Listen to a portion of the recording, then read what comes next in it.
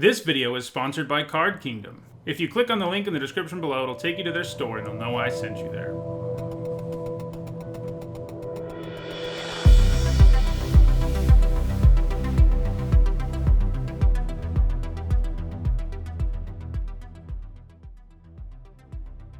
Hello everyone, I'm Nietzahone, and today is Friday, so that means it's time for another MTG Top 10. Normally, this series ranks cards based on their level of success in competitive Magic, so it is fairly objective and based on data. From time to time, I like to do a more subjective video, and that's what we have here today, where I'm going to be looking at the most complicated mechanics in Magic. Ikoria, Lair of Behemoths just recently came out, and the Mutate mechanic is one of the more complicated ones we've seen in recent memory. There are lots of things about it that are counterintuitive and that aren't clearly stated in the reminder text of the card, and that got me to thinking about other super confusing mechanics from the game's history. So that's how we ended up here. This video is based on my own opinion, and it contains 10 mechanics that I think are very complex and don't make immediate sense to new players. You know, like Mutate, which will be on the list, by the way. Experienced players have played so much with some of these mechanics that they no longer seem complex, but at least in my view, these are the mechanics that most new players would struggle with. And while this is opinion-based, my opinion is somewhat informed by data, even if it is sort of anecdotal. Mechanics have ended up here either because they really confused me personally at one point, or because I had lots of people ask me about these mechanics in YouTube comments or on my stream. For most of these, you have to dig deep into the rulebook or a set's release notes to really know all the details about the mechanic and how it works. Also, I'm using mechanic broadly here. It can be used to refer to either keyword abilities or keyword actions, both of which will appear on this list. Alright, let's get to the list. At number 10, I have Fight. The confusion with this mechanic is not based around what the keyword action does. That is actually fairly intuitive and explained well when reminder text is available. Two creatures do damage to each other equal to their power. However, where confusion seems to arise is how Fight interacts with other keyword abilities. Frequently on my stream, people have been surprised when First Strike, Trample, or Double Strike aren't taken into account by a Fight card. I think a reason for this confusion is the fact that Death Touch and Lifelink do have an impact on Fight. You gain life if your creature has Lifelink, and a Death Touch creature can kill anything it fights with. Other keyword abilities don't factor in fights though, because things like First Strike, Trample, and Double Strike are only relevant in combat. I can definitely understand the confusion here. It would be kind of cool to see First Strike, Trample, or Double Strike matter on a fight spell in the future. We did get pretty close to seeing it with Trample, although Ram Through isn't technically a fight effect. At number 9, I have Split cards. I've often had people express confusion about these to me in particular. I've encountered many people who seem to think that you can cast both halves of a split card together. This isn't the case with most split cards, though it is the case with the split cards that have fuse, like Armed and Dangerous. I think the confusion here is created by people first being introduced to those split cards and assuming that's how they all work. In reality, it isn't. And to be honest, it isn't exactly something that is intuitive about split cards. I certainly understand people thinking they could cast both halves if they have the mana. That seems like it's how it should work, but it just isn't. You have to choose one half or the other, and then it goes to your graveyard, and that's it for the spell, even if you have the mana lying around to cast both halves. At number 8, I have Bestow. This one makes the list mostly just because it confused me. So I stopped playing Magic around 2009 and didn't come back to the game until 2014 when Theros Block was the newest thing and Magic 2015 was about to come out. I wasn't around for all the discussion of the set mechanics and everything, and for that reason I was really confused by Bestow. In particular, I didn't realize that if a creature was cast using Bestow and the creature it was put on ultimately died, it would stay on the battlefield and not go to the graveyard like most auras. Instead, it would become a creature. In this case, it is mostly on me for assuming that I understood the mechanic and not closely reading the reminder text, which lays this out in the first place. So, yeah, this one is mostly on me. I do think it's fairly counterintuitive, but they do explain it in the reminder text. So let this be a lesson to everyone. Make sure to read reminder text if you aren't familiar with a mechanic. At number 7, I have Mutate, the mechanic that inspired me to make this list, and one that is somewhat similar to Bestow. By this point, I've drafted Ikoria more than 30 times, and I've gotten used to the mechanic, but that doesn't mean it isn't super complicated. When it was first revealed, it was kind of hard to wrap one's head around how it worked.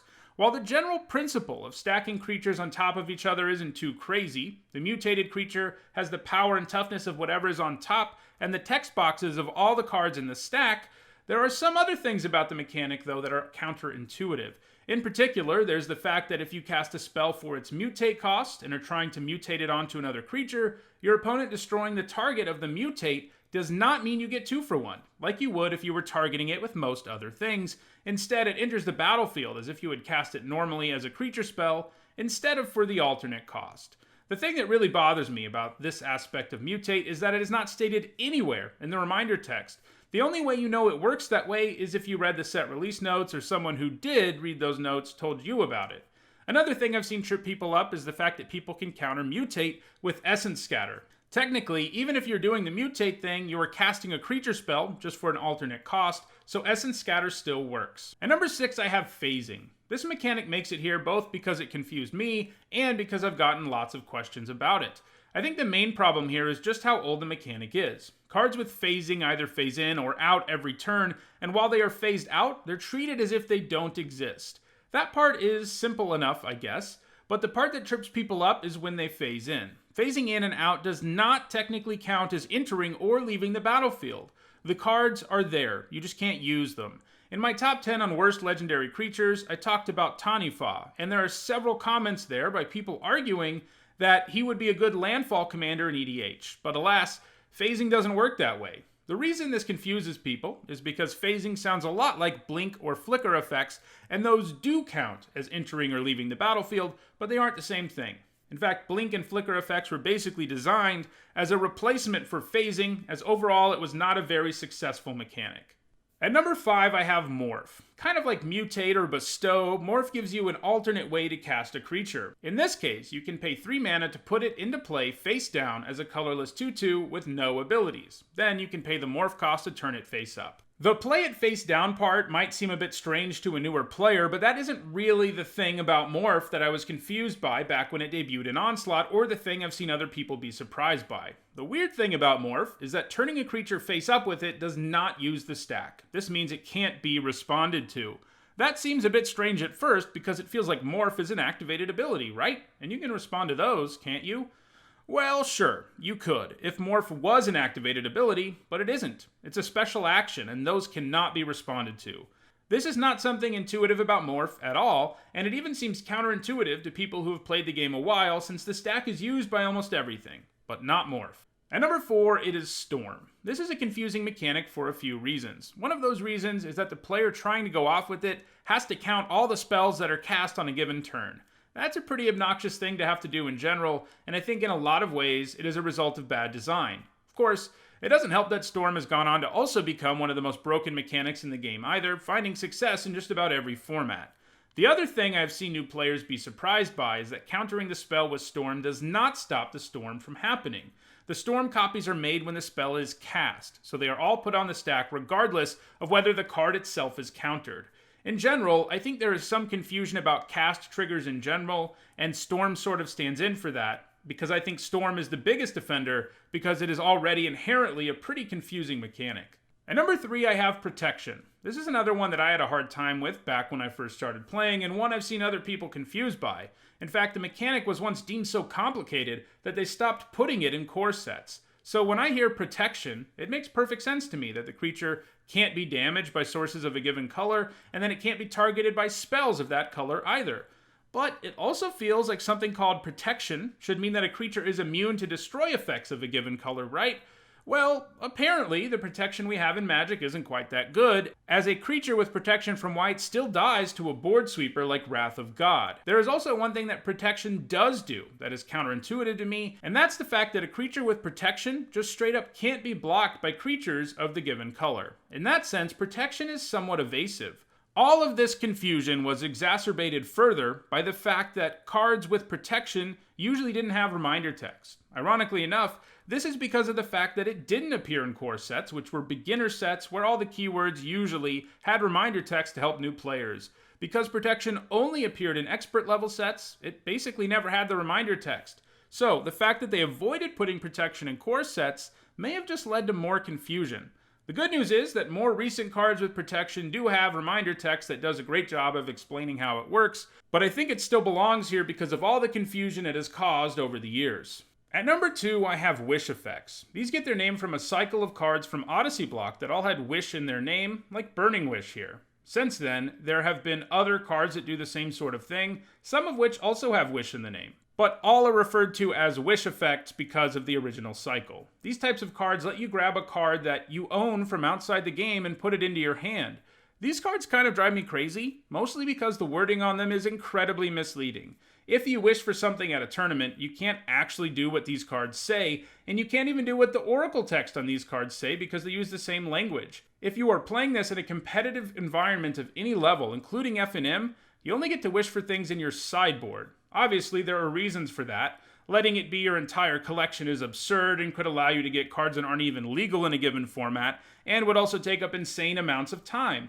However, why not just change the Oracle text here to reflect that? Players are often confused about how these work, and that's because the Oracle text is basically a lie. While that aspect of wishes is probably what bothers me the most, there are some additional layers of confusion too. Namely, you can't wish for cards in exile, something I've seen people try to do. This is because they are still within a zone within the game. But yeah, wishes are kind of messed up, and I really wish they would change the Oracle text. And at number 1, probably not surprising anybody, it's banding. Like phasing, this is an early mechanic with a convoluted effect. Like protection, it's also an effect that didn't ever have reminder text. There is plenty of room on Banalish Hero for reminder text, especially if you shorten the super long flavor text. Also, it's super funny that the word complex appears in the flavor text here. These days, there is banding reminder text on Oracle at least, and here it is. Any creatures with banding, and up to one without, can attack in a band. Bands are blocked as a group. If any creatures with banding you control are blocking, or being blocked by a creature, you divide that creature's combat damage, not its controller, among any of the creatures it's being blocked by or is blocking. Does that explain it for you? Basically, if you have creatures attacking in a band, they are treated as one attacking entity. Only one creature is necessary to block it, but the upside is that when they get blocked, you get to decide how damage is divided onto your creatures in combat. This is also true if you block with a band. You get to decide how your blocking creatures are damaged. So yeah, banding is complicated, but I also think it has some cool flavor. It would be interesting if it ever returned one day. While it is definitely even more complicated than Mutate, something like Mutate being created recently could point towards increased card complexity going forward. Well, that does it for this MTG Top 10. Are there any complicated mechanics you think I left out? Let me know in the comments. If you want to make sure you catch future MTG Top 10s, don't forget to subscribe. And if you need some binge watching material, I have over 270 other MTG Top 10s, and you should see the playlist for them on your screen now. Thanks for watching.